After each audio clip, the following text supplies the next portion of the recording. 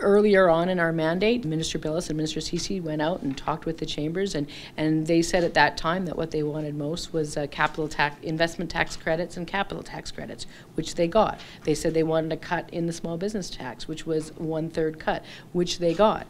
The fact of the matter is even with our carbon pricing system, there is an $11 billion tax advantage in Alberta. We are a very progressive, sophisticated economy, so I would submit to you that economic growth, which is premised solely on a race to the bottom, won't work in Alberta, because there will always be jurisdictions that can race farther to the bottom faster than we can.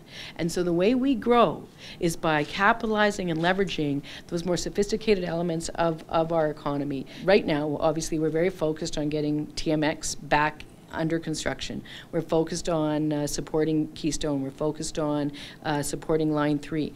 In the long term, though, absolutely, we do need to look at other ways to move our resources around. For me, it's not like the conversation is over when TMX is done, and in fact, we have to talk with the rest of Canada about how we do this better. Over 90% of Albertans see the construction of a pipeline as one of the most important elements of our economic plan going forward. And we know that Quebec and BC have historically been barriers to that. So I totally get what Albertans are thinking.